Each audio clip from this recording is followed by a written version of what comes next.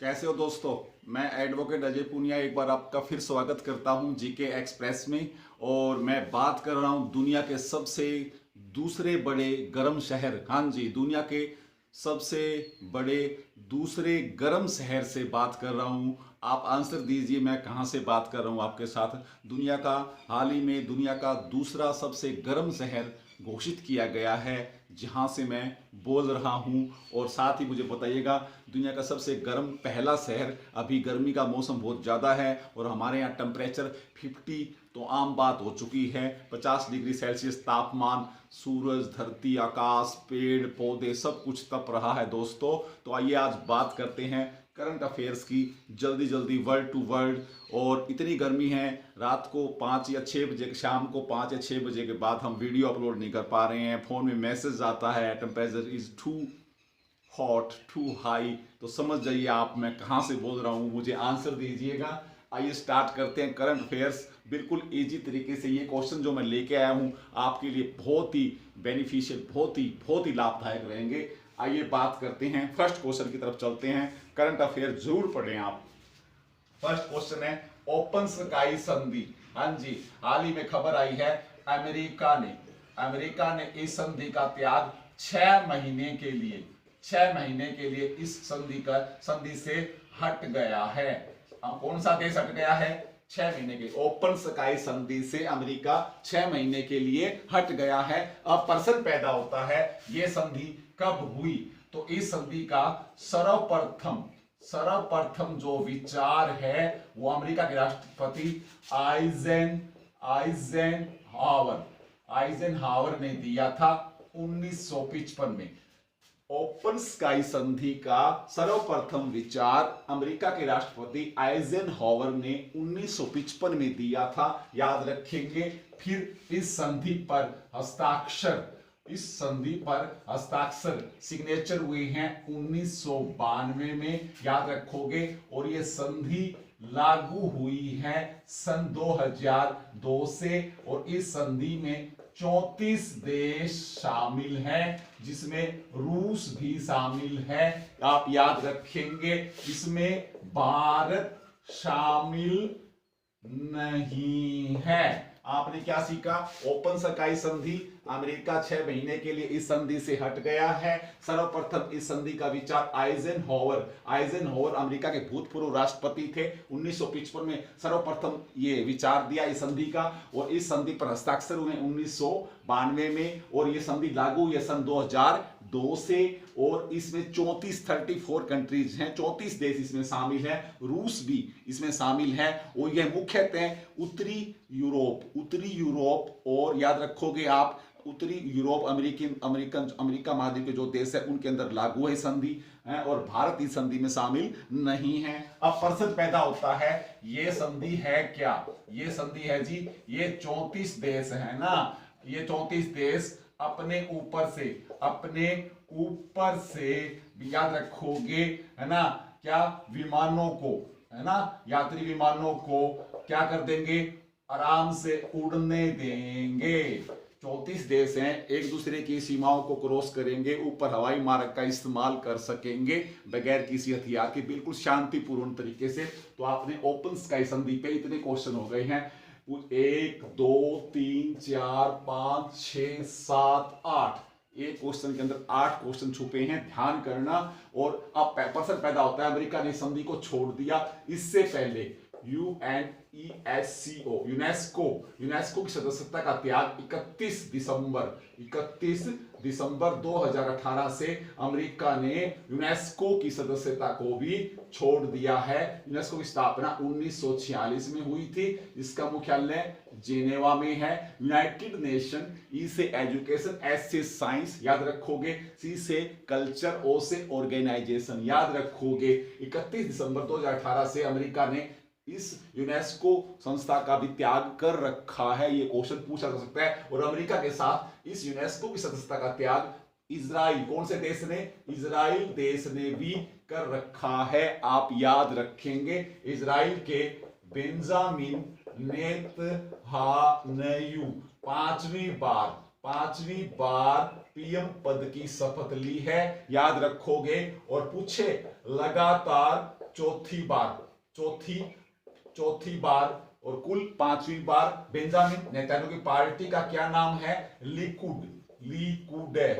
याद रखोगे आप, ये पर्सन ऐसे पढ़ोगे। कितने क्वेश्चन छुपे हुए थे याद रखोगे। और जब अमेरिका की बात आती है तो अमेरिका ने कौन से देश पर टैरिफ बढ़ा दिया है? टैरिफ जो व्यापार ट्रेड के अंदर जो धारा है टैरिफ, याद रखोगे ऑस्ट्रेलिया के खिलाफ अमेरिका ने टैरिफ प्लान अपना चेंज करके बढ़ा दिया है। 70 से 90% टैरिफ लगा दिया है। ऑस्ट्रेलिया से जो वस्तुएं निर्यात होंगी उनके ऊपर। आप याद रखोगे इस क्वेश्चन को। देखो कितने करंट क्वेश्चन दे रहा हूं आपको। फिर अमेरिका ने बैन कर दिया है, प्रतिबंध कर दिया है ब्राजील देश के यात्रियों को अमेरिका ने कोरोना के डर से ब्राजील देश के अंदर अपने विमान, अपनी सेवाएं, अपने यात्रियों को याद रखोगे बैन कर दिया है। तो अमेरिका को आप ऐसे पढ़ोगे। देखो मैंने कितने क्वेश्चन बता दिए 2-4 मिनट के अंदर ही।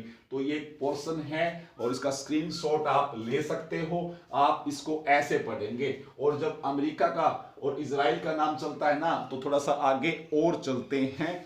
तो फर्स्ट क्वेश्चन से आपने उम्मीद है 8-10 क्वेश्चन सीख लिए होंगे। नेक्स्ट क्वेश्चन पर चलते हैं, है ना। ये इसके स्क्रीनशॉट आप ले लीजिए। मैंने बहुत कुछ बताने। देखो अमेरिका के करंट क्वेश्चन, ऑस्ट्रेलिया के साथ क्या किया उसने, ब्राजील के साथ क्या किया उसने, याद रखोगे। और अमेरिका की एक क्वेश्चन और याद आ रहा है मुझे, अमेरिका ने क्या किया? अमेरिका ने, याद रखोगे, सीनेट अमेरिका का, पहले अमेरिका को समझो आप। अमेरिका का जो संसद है ना, संसद, उसका नाम क्या है? कांग्रेस। हमारी संसद का क्या नाम है? पार्लियामेंट। इंग्लैंड की संसद का क्या नाम है? पार्लियामेंट। कनाडा की संसद का क्या नाम है? पार्लियामेंट। लेकिन कांग्रेस, अमेरिका की संसद का क्या नाम है? कांग्रेस। हमारे यहाँ पार्टी है ना 28 दिसंबर 1885 को कांग्रेस की स्थापना हुई थी, याद रखोगे ना। हाँ जी। तो अमेरिका में संसद का नाम कांग्रेस है। कांग्रेस का ऊपरी, यानी कि अमेरिका की संसद का नाम कांग्रेस है। कांग्रेस का ऊपरी सदन सीनेट है। सीनेट में 100 सदस्य होते हैं, क्योंकि अमेरिका में 50 राज्य हैं। हर राज्य से 2 सदस्य चुने जाते हैं। 50 दूनी 100 सदस्य। इन्होंने क्या कर दिया? एक प्रस्ताव पास कर दिया है सीनेट ने, याद रखोगे। अमेरिका के ऊपरी सदन ने, हमारा ऊपरी सदन राज्यसभा है ना भारत का, है ना, निम्न सदन है ना, कौन है? लोकसभा। तो उसी तरह अमेरिका के ऊपरी सदन ने क्या करके एक प्रस्ताव पास कर दिया। क्या प्रस्ताव पास किया? जो चीन की कंपनियां है ना, इनको क्या कर दिया? नेशनल स्टॉक एक्सचेंज से इनका नाम हटा दिया गया है। ये देखो कितने क्वेश्चन हो गए, कितना करंट चल रहा है। तो अमेरिका ने चीन की कंपनियों को अपनी नेशनल स्टॉक एक्सचेंज से हटा दिया है। सीनेट ने यह निर्णय लिया। सीनेट संसार का सबसे शक्तिशाली ऊपरी सदन है। आई रिपीट, संसार का सबसे शक्तिशाली ऊपरी सदन कौन सा है? सीनेट। क्योंकि सीनेट वहां पर क्या करता है? प्रत्यक्ष शक्तियों का इस्तेमाल करता है। क्योंकि अमेरिका में कौन सी शासन प्रणाली है? अध्यक्षात्मक।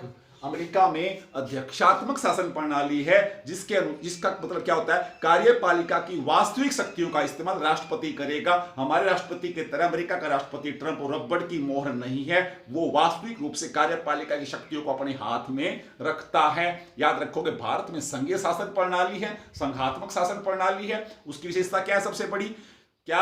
द्विसदनीय विधानमंडल है, कानून का शासन है। याद रखोगे संघ है ना, शक्तियों का पृथक्करण है ना, ये याद रखोगे। कितने क्वेश्चन दे दिए आपको ऐसे पढ़ना है। कॉपी पेन उठा लो, मेरे साथ पढ़ना है तो आपको। ये देखो कितने क्वेश्चन हो गए। अब बात करते हैं सेकंड क्वेश्चन की। देखो चलो चलते हैं, है ना। सेकंड क्वेश्चन है वेस्टा पेस, नाम है जी, आपको नजर आ रहा होगा बोर्ड के ऊपर। बोर्ड पे आप नजर रखिए, पलक झपकाएंगे पीछे रह जाएंगे, सीधी सी बात है मेरे साथ आप। दूसरा क्वेश्चन है वेस्टा पेस क्या है? ये एक अंतरिक्ष स्टार्टअप कंपनी है। और इसका जो संस्थापक है ना, वो कौन है? अरुण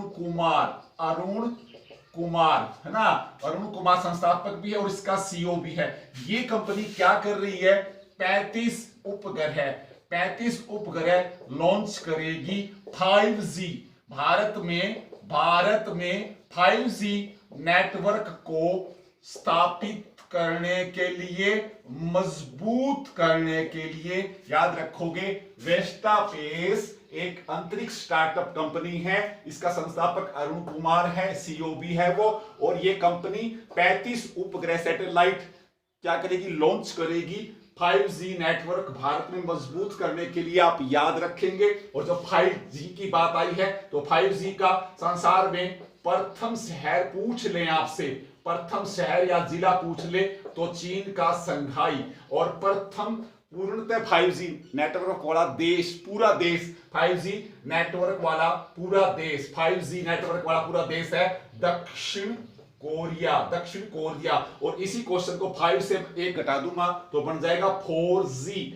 4G नेटवर्क सबसे बढ़िया भारत में कहां पर है 4G network? 4G network Bharat में धनबाद, धनबाद, धनबाद कहां पर है? धनबाद, धनबाद कहां पर है? झारखंड में, झारखंड में, याद रखोगे है ना। धनबाद जहां पर कोल है ना, खनन विभाग का क्या है, केंद्रीय खनन विभाग, खनन शोध संस्थान, खनन कोयला निकलता है ना, यहां पर याद रखोगे। झारखंड में क्या मजा आया? झीरी, झीरी श्रद्धांजलि महोत्सव। क्यों बताया? क्योंकि 2013 में झारखंड के झीरी नामक स्थान पर हमारे सेना के जवान क्या हुए थे, शहीद हुए थे। तो झारखंड में झीरी श्रद्धांजलि, पूछ ले आपसे झीरी श्रद्धांजलि कहां आयोजित की गई? झारखंड में। Current question, current question, current question, current question. ये थोड़ा सा 3 महीने पुराना क्वेश्चन हो गया। कितने क्वेश्चन हो गए इस कंपनी से? और जब ये कंपनी तो हो गई भारत की है ना, याद रखोगे वेस्ट ऑफिस। और इसी तरह से कंपनी कौन सी है बताना मुझे, कोई याद आ रहा है आपको? है स्पेस एक्स, कंपनी का क्या नाम है? Space x. ये भी एक क्या है, प्राइवेट कंपनी है, अंतरिक्ष में यात्रियों को भेजती है। और इसका रॉकेट का क्या नाम है? स्पेस एक्स की रॉकेट फाल्कन 9, फाल्कन 9 याद रखोगे। ये भी अंतरिक्ष में क्या करती है? यात्रियों को भेजने का कार्य करती है। और इस स्पेस एक्स कंपनी ने भी उत्तरी अमेरिका में याद रखोगे, उत्तरी अमेरिका में याद रखोगे है ना, क्या किया है? हाँ जी, 23 से ज्यादा उपग्रह लॉन्च किए हैं। इनका काम भी ऐसा ही है, सेम। और इसका टारगेट है पूरे 2022 तक। स्पेस एक्स कंपनी एक निजी अंतरिक्ष कंपनी है, याद रखोगे। फाल्कन 9 इसके रॉकेट का नाम है। अंतरिक्ष में यात्रियों को ले जाती है, नासा की मदद करती है, अमेरिका की नासा की ये मदद करती है। तो ये भी ऐसा ही काम कर रही है उत्तरी अमेरिका में। इतने क्वेश्चन आपके साथ आ रहे हैं, एक क्वेश्चन से 10, 10 से 20। देखो ऐसे पढ़ना भाई आपको। आगे सुनो, बोर मत होना बिल्कुल भी। नेक्स्ट चलते हैं हम, थर्ड क्वेश्चन की तरफ बढ़ता हूं मैं आपके साथ। अभी आपने इजराइल को पढ़ा था। इजराइल ने भी यूनेस्को की सदस्यता का त्याग कर रखा है, अमेरिका ने भी त्याग कर रखा है। और अमेरिका ने ओपन स्काई संधि का भी त्याग कर दिया। पूरा डिटेल आपके पास, पढ़ो मस्त तरीके से मेरे साथ। तीसरा क्वेश्चन है वेस्ट बैंक। वेस्ट बैंक, ये वेस्ट बैंक का संबंध कौन से देश से है? इजराइल। याद रखोगे, इजराइल ने इस वेस्ट बैंक के ऊपर कब्जा किया। कब किया? 1967 में। और यहां पर 50,000 यहूदियों को बसा दिया। याद रखेंगे, इजराइल आजाद कब हुआ? 1948 में, याद रखोगे। और 1948 में आजाद हुआ था श्रीलंका। वैसे मैंने आपको बता दिया 48 और 49 में, 1949 में किसकी 1 अक्टूबर 1949 को साम्यवादी चीन का जन्म, साम्यवादी चीन का चीनी गणराज्य का जन्म। ये देखो 48 आया तो 49 याद आ गया। ऐसे पढ़ते रहो मेरे साथ। क्वेश्चन क्या है? West Bank. वेस्ट बैंक कौन से देश से संबंधित है? इजराइल। और अभी क्या कर देगा वो? अभी बेंजामिन जो नेतन्याहू बना है ना 5वीं बार है ना पीएम, उसने घोषणा कर दी कि इजराइल वेस्ट बैंक को अपने अंदर मिलाएगा। और कौन सा देश नाराज हो जाएगा? फिलीपींस। इजराइल के बिल्कुल पड़ोसी देश है फिलीपींस। तो इनमें झगड़ा होगा, इस बात पर विवाद होता है, याद रखोगे। ये कहते हैं इलाका हमारा है। तो फिलीपींस देश से नेताजी ने क्या कर लिया है भैया, अब उन्होंने टक्कर ले ली है। वो कह रहे हैं मैं पीएम बना हूं, मैंने वादा किया था जनता से वेस्ट लैंड को इजराइल में शामिल करूंगा। इजराइल ने कब कब्जा किया था इसके ऊपर वेस्टलैंड के अंदर?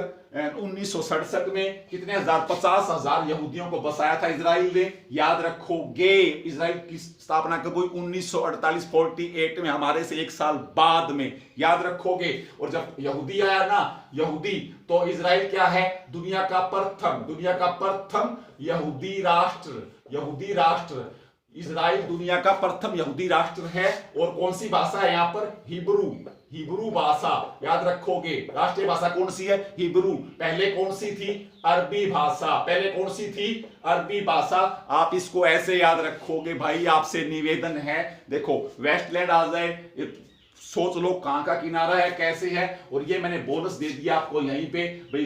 48 में श्रीलंका भी आजाद हुआ था, 49 में चीन का याद रखोगे। और चीन को यूएनओ में मान्यता देने वाला, चीन को संयुक्त राष्ट्र संघ में मान्यता दिलवाने वाला पहला देश भारत था, जो आज हमारे साथ दुश्मनी कर रहा है। याद रखो आप इस बात को भी। ये देखो 3 क्वेश्चन हुए हैं। कितने क्वेश्चन हो गए? 3 के अंदर। सोचो, दिमाग लगाओ मेरे साथ, कॉपी पेन उठाओ भाई जी। कैसे नहीं आएगी जैसे आप पढ़ते हो। अगला क्वेश्चन उठाते हैं। अगला क्वेश्चन आया मेरे सामने, कौन सा? नाओमी ओसाका, हाँ जी, टेनिस की खिलाड़ी है, जापान से संबंध रखती है। और ये क्या है? खिलाड़ियों में आय में इसने प्रथम स्थान प्राप्त किया है। इनकम में नाओमी ओसाका टेनिस की खिलाड़ी है, जापान से है, और आय में, पैसा कमाने में प्रथम स्थान प्राप्त किया है। और इससे पहले टेनिस की खिलाड़ी थी मारिया शारापोवा, रूस की थी। इस पे प्रतिबंध भी लगा था नशीली दवा लेने के कारण, इसने अब रिटायरमेंट ले लिया है। तो ये भी कभी खिलाड़ियों की आय की सूची में टेनिस के खेल के अंदर सबसे पहले नंबर पर ये भी रही थी मारिया शारापोवा। कौन से देश में? रूस। याद रखोगे। और जब मैं रूस जाता हूं ना, तो रूस के नीचे मैं लिखता हूं 4 अंतरिक्ष यात्री। क्यों लिखा मैंने? क्योंकि इन चारों को भारत ने भेज दिया है। गगनयान है ना, याद रखो। गगनयान भारत का क्या है? प्रथम मानव रहित, बिना आदमी के, मानव सहित अंतरिक्ष अभियान है। 2022 में भारत इसको लॉन्च करेगा। याद रखोगे। तो इसके प्रशिक्षण के लिए भारत ने 4 अंतरिक्ष यात्रियों को कौन से देश में भेजा? प्रशिक्षण करने के लिए, प्रशिक्षित होने के लिए, ट्रेनिंग के लिए? रूस। आप इसको ऐसे पढ़ोगे, है ना। देखो मैं कहां से का क्वेश्चन उठा रहा हूं। जो शब्द आया इसको बोलते हैं वर्ड टू वर्ड जीके। बहुत ज्यादा कंसंट्रेशन करना पड़ेगा आपको, बहुत ज्यादा मेहनत करनी पड़ेगी आपको। दुनिया को छोड़ दो, तुम्हें क्या कहती है, छोड़ दो आलोचनाओं को, सिर्फ टारगेट पे रखो नजर। ऐसे रखोगे आप याद, ठीक है ना। और ठीक है, और इसी के साथ टेनिस के खिलाड़ी का क्या नाम है? जेपी, है ना, जेपी हैम्पटन ने संन्यास ले लिया है। कौन से देश खिलाड़ी है ये? अमेरिका की। जेपी हैम्पटन याद कर लो, इसने अमेरिका के खिलाड़ी ने संन्यास ले लिया। टेनिस का क्वेश्चन और हो गया अभी, है ना। और उससे नीचे टेनिस में अगर सानिया मिर्जा की बात करो, तो अब मुझे बताना कोविड के लिए, कोरोना में सहायता के लिए सानिया मिर्जा ने कितना योगदान दिया था। मैं आंसर का वेट करूंगा। आपको ऐसे पढ़ना है, आपको, ठीक है। आगे चलो भाई। नेक्स्ट क्वेश्चन पे है, क्वेश्चन नंबर 4 है साइबल इंक क्या है? याद रखोगे एक कंपनी है और इसकी संस्थापक है बीनू अरोड़ा। और इस कंपनी साइबल इंक ने क्या किया है? एक कंपनी है, याद रखोगे। और ये साइबर सुरक्षा का ध्यान रखती है, साइबर अटैक की जानकारी देती है, कंप्यूटर पे कौन से अपराध हो रहे हैं, कौन डाटा चोरी कर रहा है। तो इसकी संस्थापक कौन है? बीनू अरोड़ा। और ये अमेरिका से संचालित होती है। बहुत इंपॉर्टेंट क्वेश्चन है। साइबर इंक कंपनी है, साइबर अटैक को रोकती है। बीनू अरोड़ा इसकी संस्थापक है, अमेरिका से इसका संचालन होता है। और इस कंपनी ने हमें जानकारी दी है भारत के 1.2 करोड़ लोगों की व्यक्तिगत जानकारी चोरी हो चुकी है। जी मैं बात कर रहा हूं आधार कार्ड की। और बनवा लो आधार कार्ड, हमारे आंखों के रेटिना की फोटोकॉपी है, लोगों के पास फिंगरप्रिंट हमारे हैं, हमारा पूरा एड्रेस है। और आपको पता है कंप्यूटर के जो साइबर क्राइम करने वाले होते हैं ना, वो इतना डाटा मिलने के बाद हमारे बारे में सब कुछ क्या कर सकते हैं, जान सकते हैं। याद रखो, हमारे अकाउंट्स को, पर्सनल लाइफ को तहस नहस कर सकते हैं। तो इस कंपनी ने हमें सूचना सबसे पहले दी 2000, है ना, डार्क वेब के अंदर 2000 फाइलों का क्या हुआ है? ट्रांसफर हुआ है। अब आप पूछोगे डार्क वेब क्या है? डार्क वेब इंटरनेट की दुनिया में ऐसी एक साइट है जिसके ऊपर अगर कोई डाटा ट्रांसफर होता है तो उसका हम पता नहीं लगा पाते। याद रखोगे, डार्क वेब में 2000 फाइलों का इस कंपनी ने पकड़ा है, उनको भारत को सूचना दी है। बिनू अरोड़ा इसकी संस्थापक है। तो याद रखोगे, आधार कार्ड का डाटा लीक हो चुका है, दुश्मन के हाथ लग चुका है। तो साइबर इंक कंपनी ने जानकारी दी। कितने क्वेश्चन हो गए भाई, कितने हो गए? आपको ऐसे पढ़ना है। नेक्स्ट पे चलो, आगे चलो भाई। नेक्स्ट पे अब क्वेश्चन आ गया, बन्नेरहट्टा। बन्नेरहट्टा क्या है? ये राष्ट्रीय उद्यान है। ये राष्ट्रीय उद्यान है और ये बेंगलुरु में है। बेंगलुरु यानी कि कर्नाटक में है। और इसकी स्थापना 1972 में इसकी स्थापना की गई और 1974 में इसको राष्ट्रीय उद्यान घोषित किया गया। और क्यों अब इस चर्चा में क्यों है? क्योंकि इस बन्नेरहट्टा राष्ट्रीय उद्यान ने पशुओं को, जानवरों को, याद रखोगे, गोद है ना, एडॉप्शन पॉलिसी, यानी कि आप वहां से किंग कोबरा को याद रखोगे, हाथी को, सांभर को, काले हिरण को क्या कर सकते हो? 1 साल के लिए गोद ले सकते हो। जिस प्रकार माता पिता को बच्चा नहीं होता, बच्चे को गोद लेते हैं ना। तो बन्नेरहट्टा राष्ट्रीय उद्यान बेंगलोर में है। 72 में स्थापना हुई है, 74 में इसको राष्ट्रीय उद्यान घोषित किया गया है। और यहां से आप पशुओं को, अपने मनपसंद पशुओं को गोद ले सकते हैं। खतरनाक क्वेश्चन है और यहीं से क्वेश्चन निकल के आता है, किसी को याद हो तो 2006 में इसको यहीं पर भारत का प्रथम तितली उद्यान, हाँ जी, बटरफ्लाई, भारत का प्रथम तितली उद्यान 2006 में यहीं पर स्थापित किया गया था। अभी हरियाणा वाले स्टूडेंट क्या पढ़ते होंगे? तितली पार्क गुरुग्राम, वो बाद में बना है साहब। अगर भारत का पहला पूछ ले, तितली उद्यान बन्नेरहट्टा। ये देखो कितने क्वेश्चन हो गए आपके सामने। और किंग कोबरा का तो आपको पता ही है, एकमात्र सांप है जो क्या करता है, घोंसला बनाकर अंडे देता है, किंग कोबरा। ओम नमः शिवाय, जय भोलेनाथ। याद रखो, हो गया। ये देखो, इससे फिर 10 क्वेश्चन, 5 क्वेश्चन मैंने निकाल दिए। आपको ऐसे पढ़ना है, ठीक है। आगे नेक्स्ट क्वेश्चन पे चलते हैं। मनोदर्पण, अगला वर्ड क्या? मनोदर्पण। यहां पे क्या शामिल हो जाएगा? विद्यार्थी प्लस अध्यापक प्लस परिवार। इन तीनों में क्या करना? इनकी समस्याओं का मनोवैज्ञानिक और सामाजिक तरीके से क्या करना? सुलझाना। भी बच्चों पे कोई साइकोलॉजिकल दबाव तो नहीं है, माता पिता पर कोई दबाव तो नहीं है, पेरेंट्स और टीचर, इन तीनों को भारत सरकार ने योजना बनाई है। उस योजना का नाम रखा है मनोदर्पण, जिसके अंदर विद्यार्थी, अध्यापक और परिवार तीनों का मनोवैज्ञानिक परीक्षण किया जाएगा। उनको अच्छे आइडियाज, विचार दिए जाएंगे, एडवाइस दी जाएंगी, ताकि वो प्रेशर से, तनाव से मुक्त होकर अच्छा काम कर सके। हो गया क्वेश्चन। और इसी विद्यार्थी संबंधित कौन सी है? बुनियादी शिक्षा साक्षरता मिशन। ये 5th क्लास तक के, 5वीं क्लास तक के बच्चों के लिए, बच्चों के विकास के लिए, 5th क्लास तक के बच्चों की शिक्षा मजबूत करने के लिए बुनियादी शिक्षा मिशन, साक्षरता मिशन 2025 तक। एक क्वेश्चन ये हो गया। और इसी शिक्षा में कौन सा क्वेश्चन है? पीएम ई विद्या योजना ऑनलाइन, प्रधानमंत्री जी ने घोषणा की 12 चैनल बनाए जाएंगे, हर क्लास का एक चैनल होगा, है ना, ऑनलाइन पढ़ाई कर सकते हो आप। पीएम ई शिक्षा। तो देखो कितने क्वेश्चन दे दिए मैंने, आपको ऐसे पढ़ना है भाई। देखो मनोदर्पण आया, फिर ये दूसरा क्वेश्चन आया, तीसरा क्वेश्चन आया, ऐसे देखो मैंने कितना स्पीड से अपने को कवर कर रखा है। तो कंपटीशन को क्रैक करने वाला स्टूडेंट ऐसे ही पढ़ेगा, आप याद रखोगे। चलिए आगे चलो। नेक्स्ट क्वेश्चन है आपका, खेल उद्योग। हाँ जी, खेल को उद्योग का दर्जा दे दिया है किसने? मिजोरम ने। और मिजोरम में चापचूर था क्या? वो चापचूर महोत्सव था क्या? चापचूर महोत्सव भी मिजोरम में मनाया गया था, याद रखोगे। और जब खेल को उद्योग का दर्जा मिजोरम ने दिया तो कृषि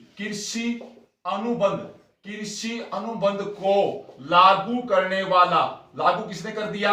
लागू किया किसने? ओडिशा ने कृषि अनुबंध को लागू किया ओडिशा ने। खेल का दर्जा दे दिया उद्योग को, खेल को उद्योग का दर्जा मिजोरम ने दे दिया, याद रखोगे। और इसी के साथ याद रखोगे तमिलनाडु ने कृषि को उद्योग का दर्जा दे रखा है, कृषि को उद्योग का दर्जा दे रखा है। आप ऐसे पढ़ोगे भाई, आपसे निवेदन है। आगे चलो, नेक्स्ट आगे आ जाओ। तो ये आपको 3 क्वेश्चन फिर मिल रहे हैं यहां से। फिर जी ऋषिकेश धारसू, हाँ जी, ये ऋषिकेश धारसू क्या है, याद रखोगे एक योजना है। कौन सी योजना? 4 धाम ये परियोजना है। इसका उद्घाटन 2016 में मोदी जी ने किया था, याद रखोगे। ऋषिकेश धारसू योजना के तहत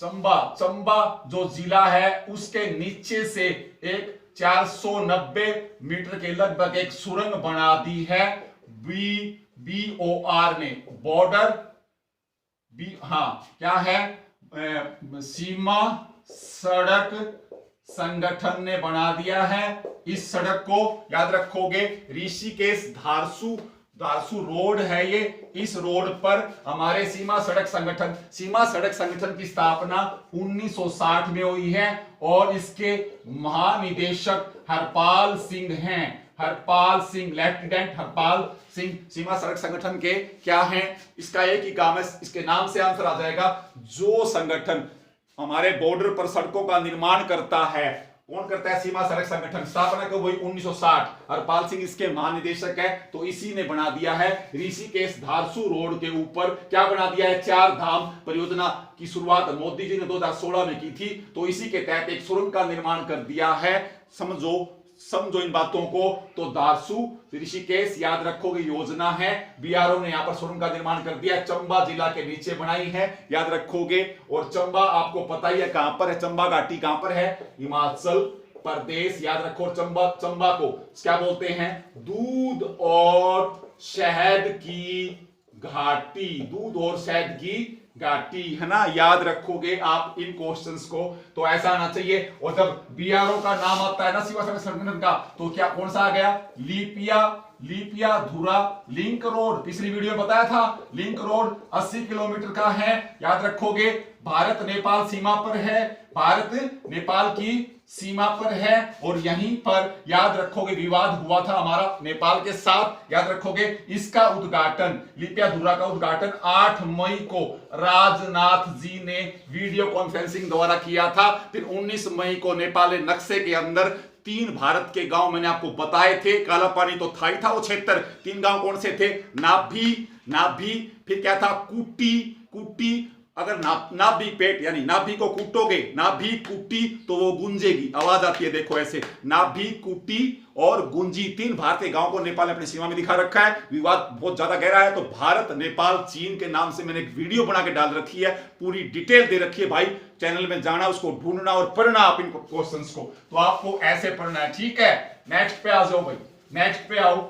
अगर आगे वाले क्वेश्चन पे आ जाओ जल्दी सी। ये जी आभास झा, 10 नंबर क्वेश्चन पे हूं। आभास झा को क्या है? दक्षिण एशिया क्षेत्र का क्या किया है? याद रखोगे। पुनर्वास व आपदा प्रबंधन का क्या बनाया गया है? निदेशक, है ना, निदेशक, याद रखोगे, है ना। किसने?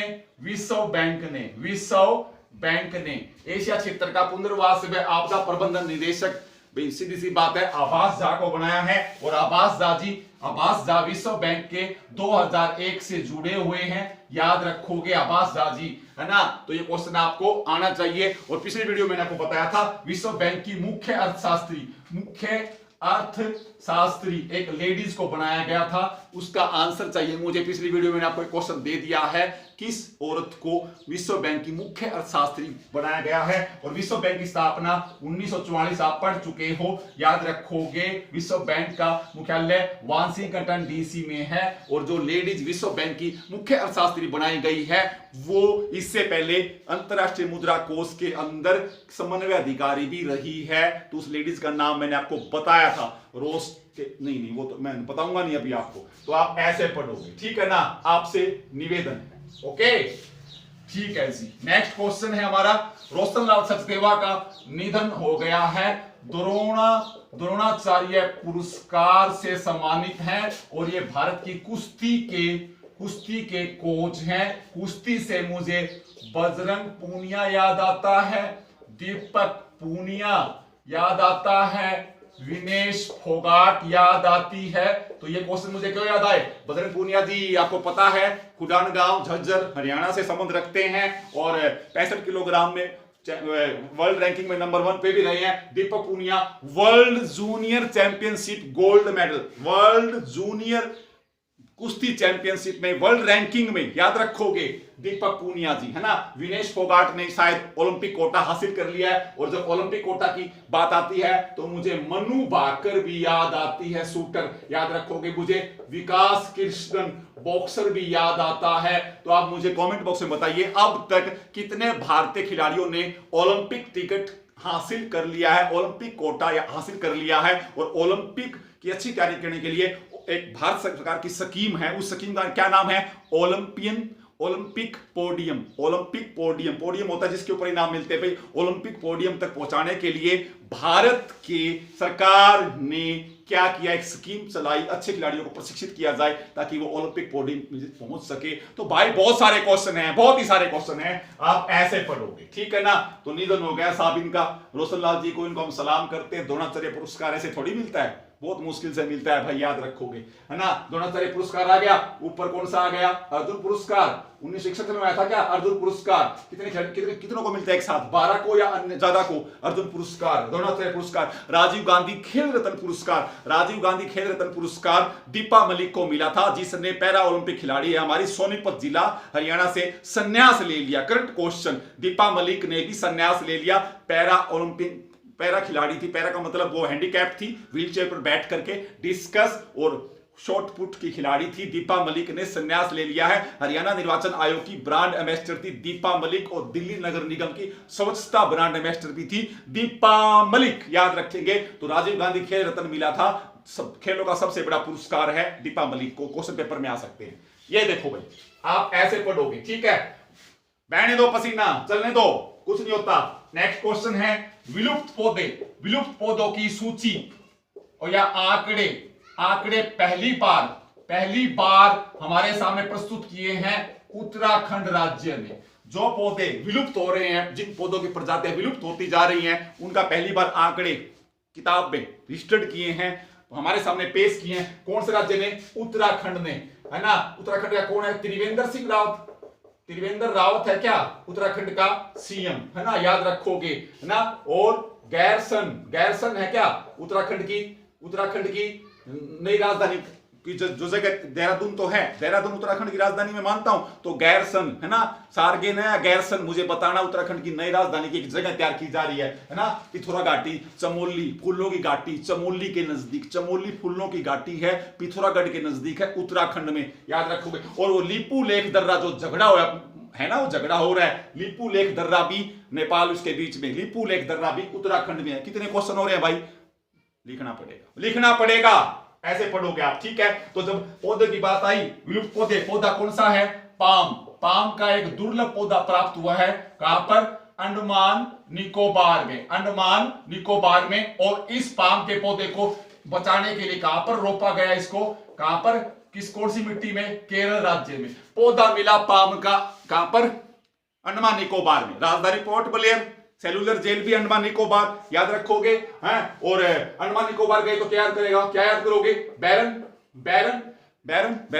भारत का एकमात्र सक्रिय ज्वालामुखी बैरन कहां पर है? अंडमान निकोबार। राजधानी पोर्ट ब्लेयर, है ना। और Cellular Jail Andaman Nicobar. Saddle Peak चोटी का नाम सेंटिनली, सबसे लड़ाकू जनजाति, मारपीट करती है, गुस्से मारती है, आदमी को मार डालती है। अभी पिछले दिनों एक अमेरिका के पत्रकार भी मार दिया, उस इलाके में कोई जा नहीं सकता। सेंटिनली प्रजाति अंडमान निकोबार। तो पौधा मिला पाम का कहां पर? अंडमान निकोबार में। और इसको बचाने के लिए कौन से राज्य में जाकर रोक दिया गया?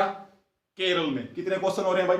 आप ऐसे पढ़ोगे, ठीक है। नेक्स्ट पे चलो भाई, अगले वाला क्वेश्चन है, हाँ जी, नाम है सी झेंगली। इसको बैट वुमेन कहते हैं, बैट वुमेन। ये वुहान वायरोलॉजी जो लैब है उसकी उपनिदेशक है सी झेंगली बैट वुमेन, चमगादड़ औरत, बैटमैन चमगादड़ होता है, तो वुहान से ही फैला है ना ये कोरोना, कहते हैं चमगादड़ से फैला है ना, बैट से, तो सी झेंगली बैट वुमेन के नाम से प्रसिद्ध है। कहां कार्य करती है डॉक्टर, याद रखोगे, वुहान। वायरोलॉजी क्या होती है, वायरस का अध्ययन, वायरोलॉजी वायरस का अध्ययन करने का विज्ञान है। तो सी झेंगली बैट वुमेन है, याद रखोगे। बैटमैन चमगादड़ बताया मैंने, वुहान वायरोलॉजी लैब में है ये, तो इसके भी बहुत ज्यादा बयान आ रहे हैं, कैसे ये कहती है और भी ज्यादा कुछ बड़े वायरस आ सकते हैं भविष्य में मनुष्य को नुकसान करने के लिए। भाई पहले यही नहीं कंट्रोल हो रहा, इसको तो रोको पहले, ठीक है, तो आप इसको याद रखोगे। नेक्स्ट क्वेश्चन है जी, ऋण पर सरकारी स्थिति पत्र जारी किया है वित्त मंत्रालय ने, याद रखोगे। और वित्त आयोग की नियुक्ति कौन करता है, राष्ट्रपति करता है। कितने साल के लिए करता है ये नियुक्ति, ये 5 वर्ष के लिए करता है। और अनुच्छेद पूछे तो 280 है। और 15वां वित्त आयोग किसके, एन के सिंह के नेतृत्व में बनाया गया है। अप्रैल 2021 से इसकी शुरुआत होगी, क्योंकि याद रखोगे 14वें वित्त आयोग का 1 वर्ष का कार्यकाल बढ़ा दिया गया मोदी ने, याद रखोगे, एक वित्त आयोग का कार्यकाल बढ़ाया गया है। तो ऐसे पढ़ोगे, वित्त मंत्रालय, और हमारी वित्त मंत्री पता ही है जिसने 5 जुलाई को लाल कपड़े की थैली में बजट पेश किया था, निर्मला, उसकी बहन सीता, उनका भाई रमन, निर्मला सीतारमन हमारी वित्त मंत्री है। और इससे पहले कोई क्वेश्चन पूछे तो वित्त मंत्री के रूप में इंदिरा गांधी ने भी क्या किया है, बजट पेश किया है, भारत की प्रधानमंत्री बनी थी। तो कभी आप पूर्णकालिक, लेकिन कौन है पूर्णकालिक 5 साल के वित्त मंत्री, पहली कौन है, निर्मला सीतारमन। अगर कुछ समय के लिए पूछे तो इंदिरा गांधी का नाम आएगा, याद रखोगे, लेकिन वो पूर्णकालिक नहीं थी, याद रखोगे। क्वेश्चन खतरनाक क्रॉस हो रहे हैं, ऐसे पढ़ोगे आप, ठीक है। लास्ट क्वेश्चन है खुडोल, KHUDOL, खुडोल पहल। ये खुडोल पहल की है किसने, मणिपुर ने। और मणिपुर को यूएनओ ने क्या है, टॉप 10 खुडोल पहल विश्व में कोरोना के बाद, कोरोना के समय अपना कार्य शुरू करने के लिए भीड़ भाड़ वाला क्षेत्र जहां पर भीड़ होती है ना, तो याद रखोगे यूनाइटेड नेशन ने खुडोल पहल मणिपुर में है। यूएनओ ने संसार की 10 ऐसी पहल जो कोरोना से टक्कर लेने के लिए आम जनता अपने अपने कार्य पर जा रही है, ऑफिस में जा रही है, भीड़ पैदा हो रही है वहां पर, तो ऐसी पहल कहां पर हुई है, मणिपुर में, याद रखोगे। इसको यूएनओ ने टॉप 10 विश्व की पहल में शामिल किया है, तो ये क्वेश्चन आपको आना चाहिए, ठीक है। और जब मणिपुर है क्या आ जाएगा, खोमजोम था क्या दिवस मनाया गया था मणिपुर में 1891 के लगभग। मणिपुर और ब्रिटिश भारत में युद्ध हुआ था, और उसकी याद में जो मणिपुर के सेना के मेजर शहीद हुए थे, सैनिक शहीद थे, उनकी याद में। ये देखो, ऐसे क्वेश्चन आपको आने चाहिए। और जब मणिपुर का याद आ गया नाम, तो मुझे क्या याद आ जाएगा, मध्य प्रदेश में अभी क्या हुआ है, सबको रोजगार योजना। दूसरी कौन सी आई, श्रम मैंने काम, श्रम सिद्धि योजना, याद रखोगे, है ना। देखो भाई, मैं तो बता रहा हूं, देखो टाइम कम होता है, मुझे तो क्वेश्चन याद आते रहते हैं, तो आपसे निवेदन है, अगर आपके भाई अजय की ये कोशिश आपको अच्छी लगी तो ऐसे पसीने में बह जाओ, कोई शॉर्टकट नहीं है। और उम्मीद है थोड़ी सी देर में आपने बहुत सारे करंट क्वेश्चन इन डिटेल पढ़ लिए होंगे, मेरे साथ कॉपी पेन पे लिख लेना भाई। और हिंदुस्तान जिंदाबाद, स्वस्थ रहें, एकजुट रहें, और चीन का मुकाबला मिलके करेंगे। हिंदुस्तान जिंदाबाद।